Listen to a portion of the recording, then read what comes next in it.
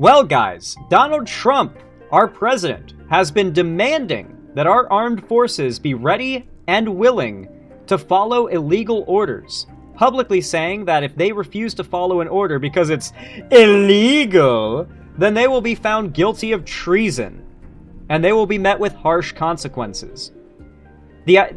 Trump's claim being that it is against the rules and that a soldier is expected to follow orders even if that soldier knows for a fact that they are illegal.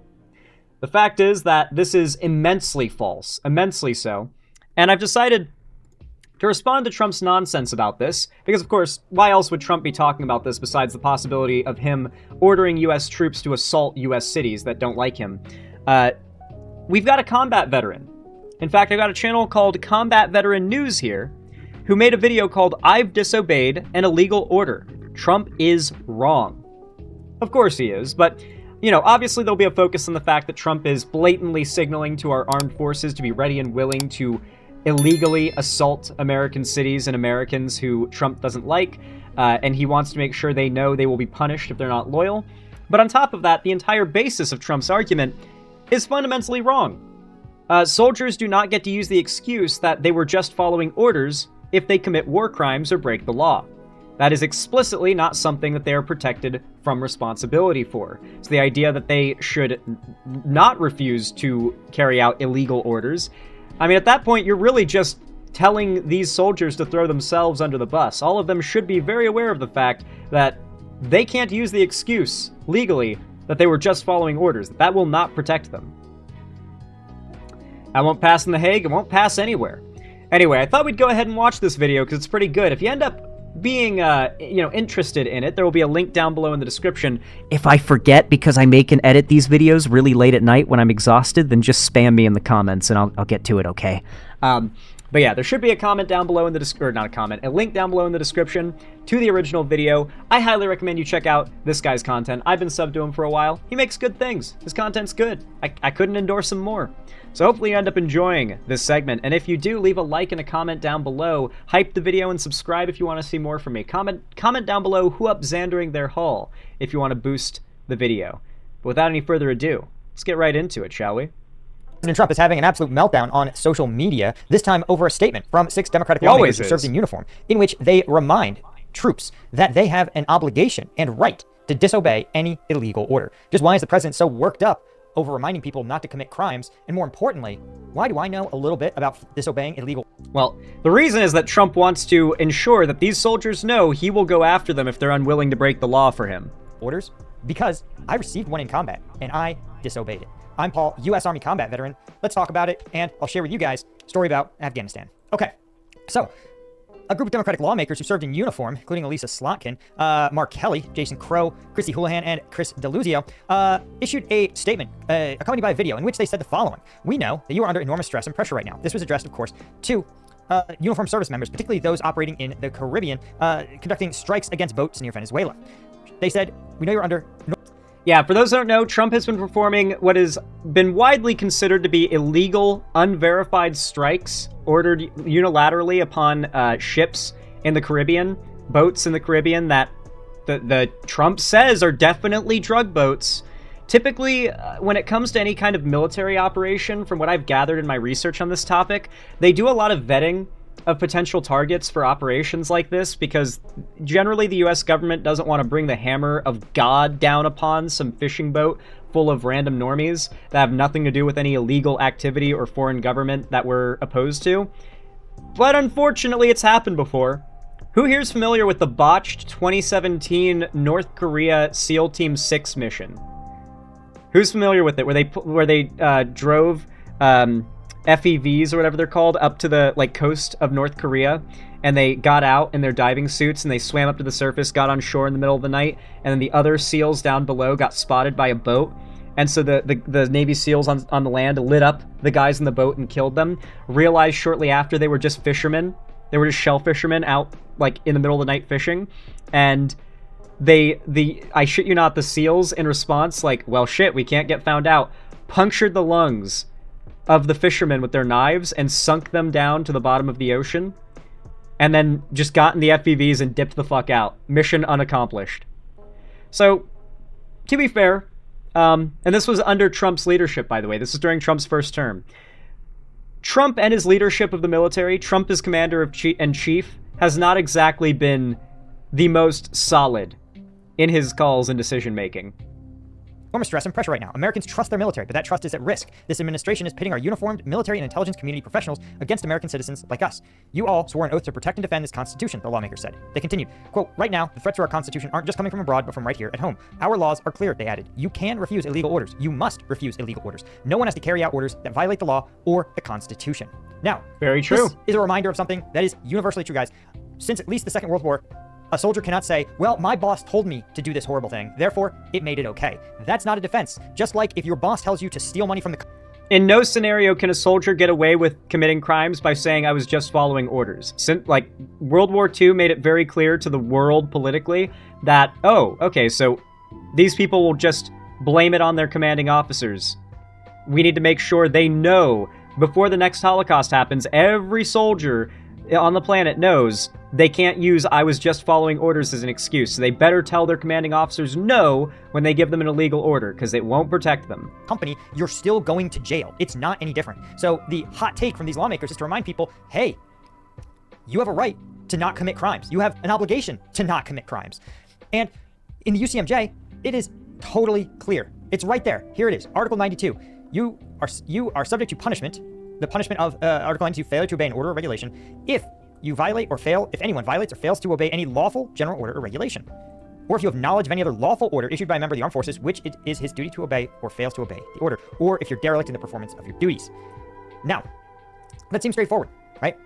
If you ask a soldier, hey soldier, go steal this money from the charity jar in the company area and put it in your pocket, you can't sit there and be like, well, I didn't commit a crime, I didn't steal anything. Not true, right? Just because you're given an order doesn't mean that you have to follow it. And again, and this is true of pretty much every crime as well. Like, take for instance, and I think we've probably all heard this example before at some point. Let's say you're out driving and your buddies text you, hey, pick us up, we want to hang out. And you come to pick them up, and you ask them, like, oh, what are we doing? And they tell you, we're going to go hang out at this guy's house. You never met him before? We'll introduce him. You know, we're just going to hang out. We're just going to hang out. And you're like, okay, well, I'll drive. And so you drive your buddies to the friend's house, and they get out. They go inside, and they're like, you wait in the car. We're just going to talk to them for a minute. You wait in the car. They go inside. And then a rash of gunshots echo out. And they run out of the house with like a bunch of bags of something, and they jump in your car and they tell you to drive. And later you get picked up by the police. You can guess what happened in the house. That driver, even if they can prove they had no clue that they were an unknowing accomplice, was still an accomplice in a crime, and by legal definition, in most cases will be found so in court, to be guilty of participating in a crime. You can even be unknowing of the fact that you were committing a crime in a lot of cases, and it can still be just as bad for you in court as if you knowingly did it. Like, even ignorance isn't an excuse when it comes to breaking most laws in America, at least as far as judges are concerned. So why should international military law be any different? You are, under UCMJ, prohibited from following an unlawful order, because then you're just committing a crime. Now, let's talk about the president's reaction. This is a summary of Trump's truths, his tweets. And as you can see, he's retweeted some users that include, if they don't follow orders, they should be fired. A reference to soldiers. Again, someone else says they can be brought to justice under UCMJ, maybe get busted down or dishonorably discharged and lose their career and benefits. Step right into that stuff. That's the ticket. Man, these are the people who claim we need to stop spending money on other countries and start supporting our veterans, but man, they really don't seem to be fans of the people actively serving this country. Like, these people claim Donald Trump loves our troops, but if our troops don't like Donald Trump, they better have their lives ruined. Okay. So, did you like Donald Trump because he supported the troops? Because something's not computing there for me. As we discussed, I just quoted you UCMJ that says the exact same thing. The order's got to be lawful. Someone else says anything these traitors just disagree with is what they consider an illegal order. They are a disgrace to their uniforms. Again, traitors. They are not prescribing what is and isn't an illegal order. It's up to the soldier themselves. As a soldier, you can't outsource it. right? Then they call them the president of the United States, calling Democratic elected representatives domestic terrorists, always causing chaos and destruction, destroying people's lives. Very cool, very original. If you are a Democrat, remember this is the U.S. president endorsing that you're a domestic terrorist. Just file that away. And then says they should be charged with sedition and also save those tapes and run them when the next Dem-commie is in office. Now, Demo-commie. UCMJ sedition is under Article 94, right? This is... Like, it's so wild to me that Donald Trump still does the whole law and order thing. Meanwhile, he is a convicted sexual predator and pedophile. Not convicted pedophile, but convicted sexual predator and also a pedophile. I fully believe this and will defend it in court. Sue me, Donald Trump, please! I need the clout. Come on. He can't do the whole law and order thing while he's also saying, But was Jeffrey Epstein, was he really that bad, folks? Was he really that bad? like, when he's doing that bit, it's pretty hard to do the whole law and order thing. engaging in a revolt, violence, or other disturbance against lawful civil authority. Not sedition. Intent, it must be done with the intent to cause the overthrow or destruction of that civil authority. So again, it's not sedition because you have to, if you were let's say you're a soldier, you receive an order, you go, I think this is unlawful, I'm not going to follow it. You're still having committed sedition. Again, you can go, you mount a defense in a court-martial, you say, I thought this order was unlawful. And honestly, a lot of the time, and I'll tell you this in my story, a lot of the time, the people in authority will pretty quickly back off when they get reminded of the actual law around an order. Right? It also, sedition, it has to be performed in concert with other people. And again, sedition under UCMJ, so it doesn't apply to Democratic lawmakers, even if you believed their goal was to undermine civil authority, which again, as I pointed out, they're advocating, they're reminding soldiers, don't commit a crime, right? Again, sedition. Well, in Republican wacky clown world, refusing to commit a crime for the glorious leader Donald Trump makes you a terrorist, makes you a domestic terrorist and criminal. You see, Donald Trump has the mandate of God and the people, according to Trump supporters and MAGA, and so that means any desire to follow the law not ordained by Trump is breaking the law, because the only law post-2025, post-January 2025, is Trump's law. If you disagree with Trump's law, then you disagree with the law as far as they're concerned, even if Trump's law goes against the established law or the Constitution or anything like that. This conspiracy, every one of them should be frog-marked. When they like the president is unilateral. The president should be all-powerful and should never be criticized, and there should be no measures to balance their power. They should never be questioned, and they should never be treated with a slight bit of skepticism when the president is someone they like. But if the president is Biden, then of course you must do your due diligence to always be skeptical of what the president is doing, what the president is saying, yada yada yada. Times at 3 a.m. with Fox News cameras filming the whole thing. This is, again, a statement from the President of the United States. It is not seditious conspiracy. Again, it's don't commit crimes. FYI, guys, the law and order president seems to think crime only is a problem when it's happening in a city for some reason. Right? A blue city. Trump continues. Remember, this is from the crime in red cities doesn't exist, or in red states doesn't exist. Take, for instance, Memphis, Tennessee. There's no murders in Memphis, Tennessee, and that is real words from Trump's mouth. Look up Memphis, Tennessee murder rate, by the way, to find out how blatant the lie from Trump is on that one. President's own mouth. It's called seditious behavior at the highest level. Not true. Each one of these traitors to our country should be arrested and put on trial. Their words cannot be allowed to stand. We won't have a country anymore. An example must be set. Then he signs it. Again, then Trump forgets that he already demanded, then he switches to talking about Jimmy Kimmel. Fascinating. Now, here's the insane part, is that I'm from Tennessee. We don't go to Memphis. I went to Memphis, Tennessee when I was 11 or 12 years old to visit my uncle. And I remember 90% of the talk on the drive there from Florida from my mom was, so we're staying in one of the most murder-ridden cities in the country, Alex. Stay close to me. And I was like, okay, fuck. Why does my uncle live there? Was my main question, but it wasn't that bad. I liked Memphis just fine. I didn't see anybody get stabbed to death or anything, but there are some statistically pretty rough cities that Donald Trump does not care for because, they're red, that he doesn't care about, because they're in red states. He can't make a narrative about how it's the fault of blue leadership, so he doesn't acknowledge it. Why is it? What kind of orders is the president planning on giving out when you tell people, hey guys, just don't commit crimes, even if someone orders you to do it? Results in seditious behavior, highest level, traitors, arrested, put on trial, words cannot be allowed to stand, we won't have a country anymore, an example must be set. Now, I want to share my own story, right? And then we're going to talk about another story from a different war. An example must be set. Do they mean an example must be made of U.S. soldiers who refuse to carry out illegal orders? That I think is even more illustrative of why this obligation exists, right? So I received an illegal order, actually, in combat. And it's the situation was this. I was on what's called the QRF, right? My platoon, and we got a call that a neighboring unit, or a unit that was at our FOB but operated in a different area, had hit an IED, and that one of their lead vehicles had been destroyed, and that they had actually shot the individuals who had placed the IED. And so we responded, and by the time we got there, any fighting had passed, and they were beginning to recover. Luckily, no one had been severely injured, no one required medevac, and it was just about securing the scene and collecting up the damaged vehicle and towing it back to the base to be repaired or disposed of, right? But there was a catch. You see, by the time we had arrived, the two individuals who had been shot, planting or having planted the IED is what they said, or were trying to trying to flee the scene after having planted it. It wasn't. Honestly, looking back, it wasn't super clear that they were combatants, but they were no, they were filming it. They were military-age males. Okay. So these guys show up. To basically just give a little bit of context for those that aren't aware, the forces we fought, I say we, our country, our armed servicemen fought in Afghanistan, were not exactly top-tier operators, right?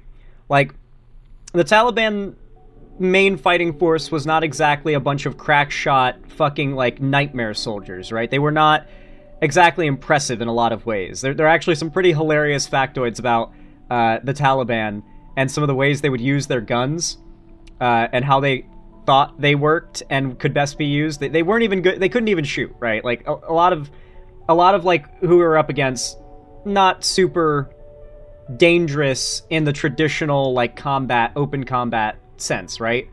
But what the Taliban was very good at was blowing shit up. Just really good at that. Just making a whole lot of very, very effective bombs and making a lot of problems for us and for the government of Afghanistan that we installed during that time. And so, for the most part, it wasn't so much a battle against dudes with AKs in the hills necessarily. It was more hey, who are you? What are you doing there? What is that you got? Hey, hands up, that's a fucking bomb. That's a lot of our soldiers' time in Afghanistan was more like being a cop in a location where every criminal is trying to blow shit up. Yeah, IEDs and stuff. Yeah, roadside, just trying to take out facilities where they're produced, of which there are I think thousands of them across Afghanistan, it was estimated at one point during the war. And so, yeah, very scary stuff, because it wasn't necessarily getting peppered with bullets or shot that you'd be afraid of. It was am I going to get bombed? Am I going to get blown up?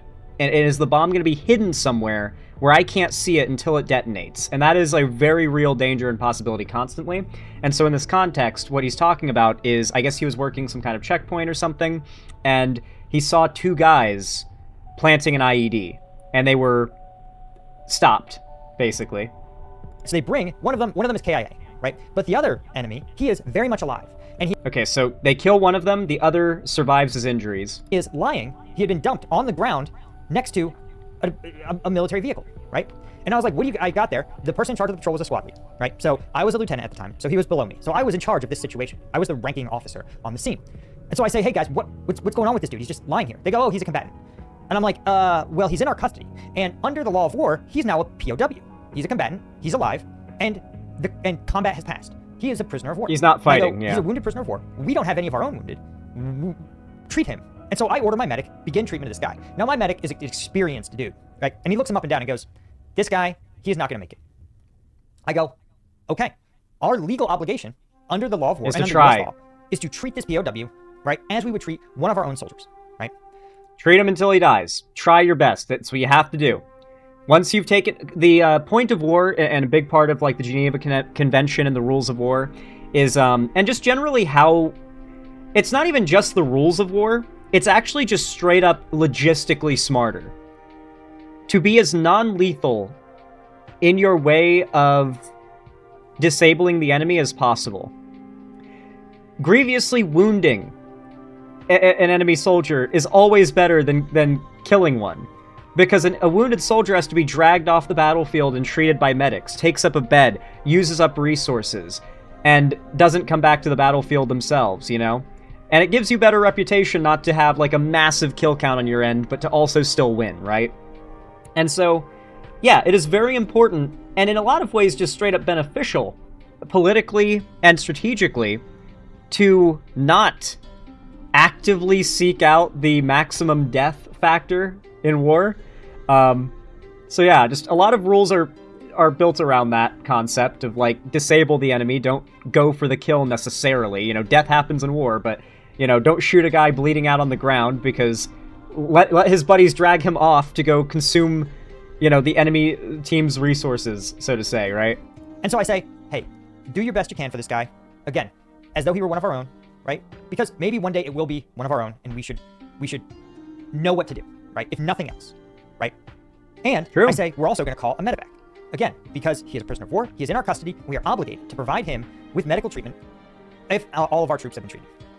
So the medevac is called. This guy is getting an IV. Again, there's an understanding. This guy's receiving comfort care.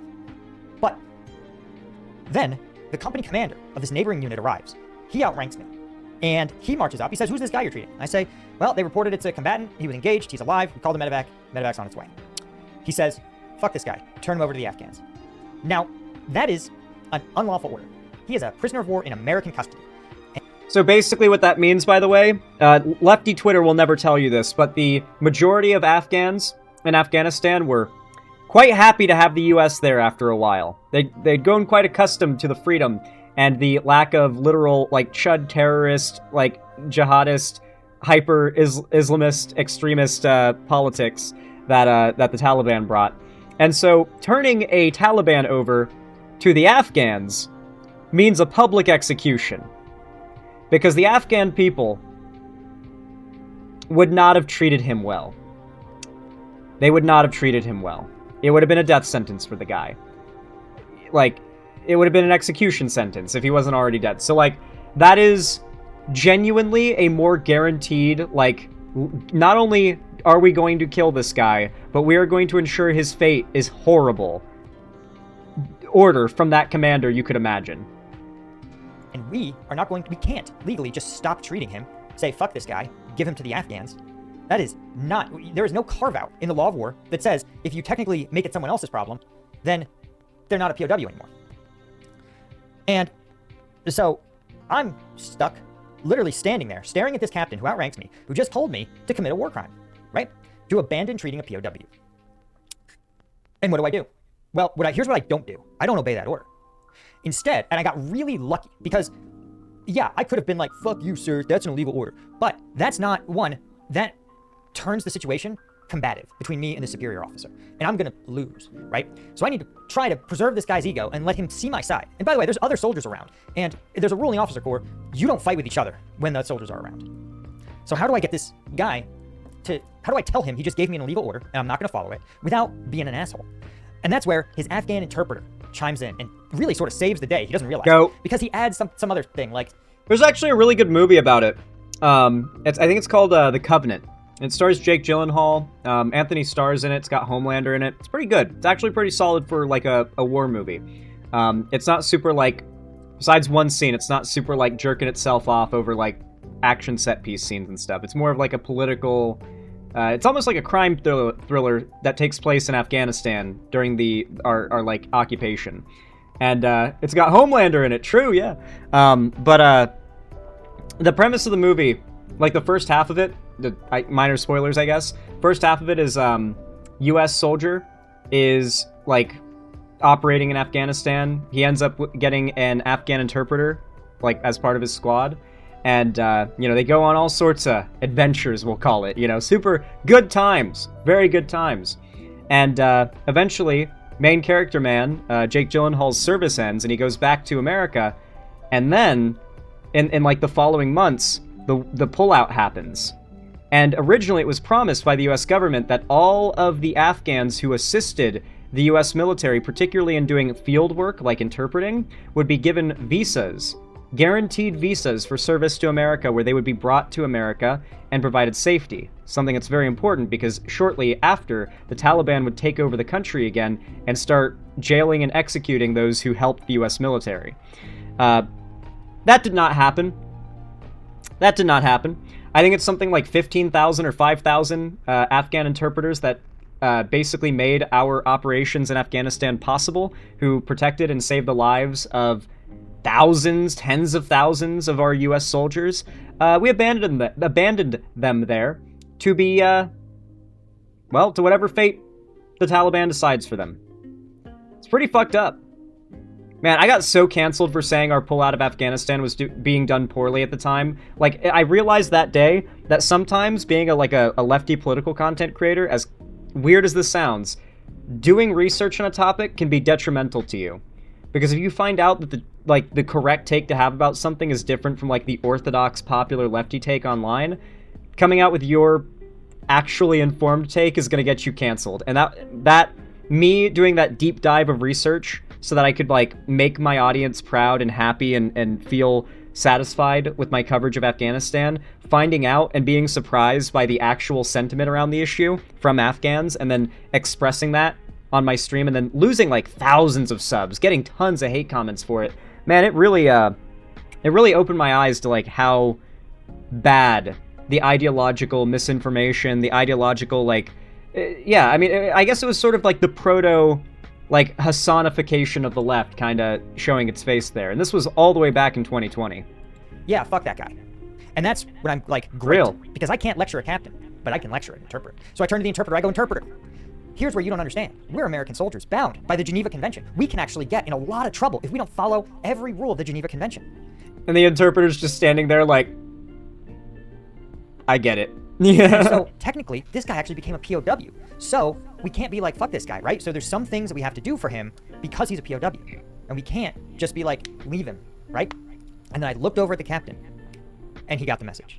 He realized, oh shit, one, he's right. The Geneva Convention does apply. You are right, Scary Clown College. Trump did do the pullout as a trap for Biden, since either Biden would have to stop the pullout or continue it, and continuing it ended up being the disaster it was, but not doing it would have been, I mean, I think we all know how a lot of the Democratic Party and the left would have reacted if Biden undid the pullout in Afghanistan. It was so popular to leave Afghanistan until about 5 days later when the news started to hit that the Taliban were chopping up mannequins and burning women's clothes from shop fronts and were, like, forcing girls and women out of school and out of the workplace. That's when people started to be a little less quiet about how bad the U.S. being in Afghanistan was.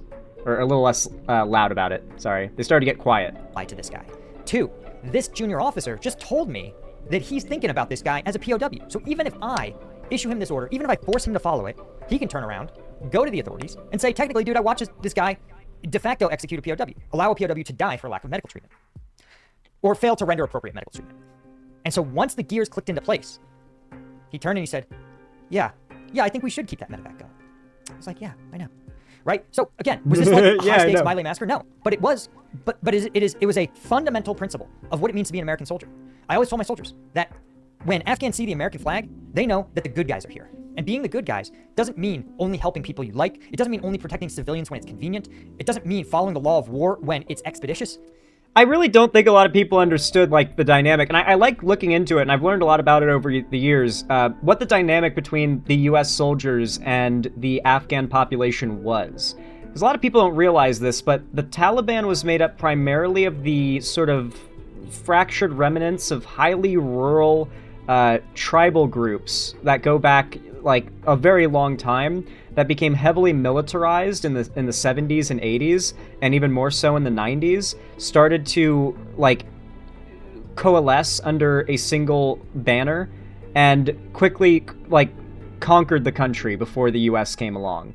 And so, for, like, a lot of Afghans that, say, live in Kabul, right?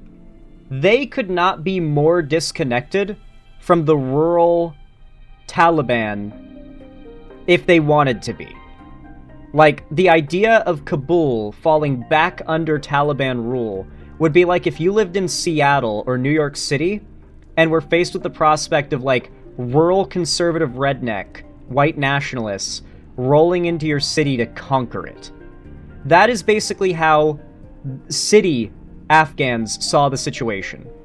And you can probably do the math that the vast majority of Afghanistan's population lived in these cities and typically believed these things.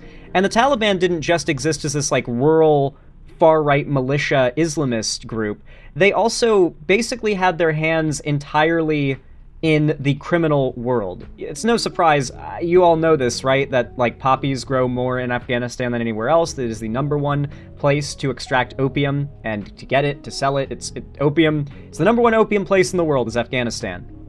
And so the opiate trade is very profitable and lucrative and huge in Afghanistan, and a big part of how the Taliban makes its money. They're like drug traffickers. They're more like a cartel than like a military force. And so in that same way, you know, locals in like the Mexico border area do not have a very positive opinion of the local cartel. The Taliban operates more or less exactly like the cartel. And for that same reason, yeah, when US soldiers showed up for a lot of Afghans, it was like the good guys arrived. Because, like, fuck, nobody liked the Taliban. It means doing the right thing all the time, even to people you despise, even to people who just tried to kill you. That's the law of war, and that's what it means to be an American soldier. That's what distinguishes us from the Russians, who are just like, who will execute a Ukrainian, who will launch drone strikes against a hospital and not lose a night of sleep, right? American soldiers don't behave that way, and when we fall short of it, the American military's own system punishes them severely. It's one of the areas where Trump's inability to see that is one of his most glaring flaws. And trust me, I think he's got a lot of glaring flaws, like the pedophilia. Yeah. I like that we get to reiterate that one more time. One more time. Don't forget, Donald Trump is a pedophile, and if he's mad about that, about me saying that, he can sue me. Anyway. Really good video, by the way. Really good video from Combat Veteran News. Really liked it. Really based channel. Really good content. Link will be down below in the description if you want to see the rest of the video, because we did not watch all of it by any means. I try to avoid watching the entirety of videos I agree with on stream. Even though I add a lot of content, there's a generally agreed upon standard for fair use that completely replacing or completely containing a piece of content in your video could be argued as not necessarily fair use. And so I try to err on the, here's a taste. I'm giving a lot of commentary, but here's a taste. So if you guys want to see the rest of that video, there's still more to watch. Click the link down below, drop a like and a comment on that channel. And hey, if you like my stuff, leave a like and a comment down below. Comment who up Xandering they haul to boost the video, hype it to boost the video, and subscribe and ring the bell icon if you want to see more from me. With that said though, thank you for watching, and I hope to see you again, my friend.